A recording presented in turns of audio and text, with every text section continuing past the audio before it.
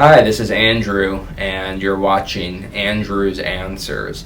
The question we got today was really interesting, and I'm going to kind of take it in a different direction. Basically, what is the implications of travel and Social Security? And it's interesting because, as you all know, I do long-term disability too. So I want to answer it under both, which I think people will find interesting. So generally, Social Security is not using any type of surveillance. There is something called the Cooperative Disability Investigation Unit that will go out and surveil people. But I've only really seen that utilized in cases of obvious fraud, whereas an LTD surveillance is a matter of course. So I don't think Social Security is necessarily going to tail you and find out your travels. How they typically find out about travels is in medical records, because people just make offhand comments to their doctors, just got back from Florida, things like that. So the implications of statements like that in medical records is, well, you're alleging you can't sit for more than 30 minutes, but we see that you just drove to Florida. So there's always an explanation for that. People will say, oh, well, I had to stop every few miles, or I had to lie down, or this or that. So, if you are traveling, we want to hear about, what accommodations you needed to do.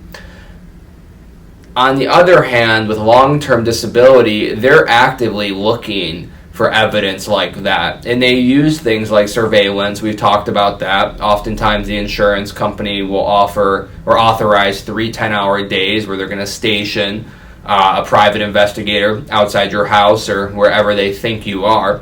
They typically do those when they know that you might be moving around. For instance, I think this is the most sleazy thing in the world, but oftentimes these insurance companies will require you to go to a doctor of their choosing. And of course they'll surveil you when you're doing that, and they'll say, oh, you were at the gas station pumping your gas, you're fine.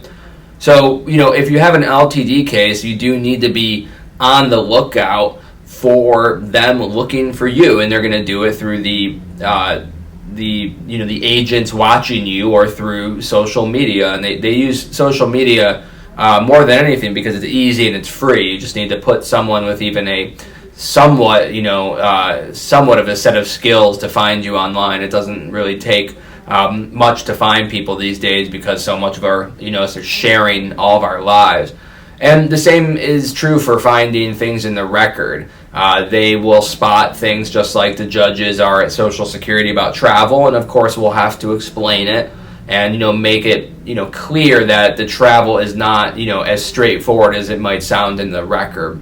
So I guess the takeaway from here is be careful with what you're telling your doctors. If is specific, something like traveling, explain to your doctor what you had to do. Hopefully some of it gets in the record. It probably will. And if not, that's what attorneys like Michael and I will handle when we prepare you for your hearing, or when we're preparing your case or your appeal with the insurance company. So that's my double Andrew answer for you. If you have any additional questions, please reach out. Happy to help.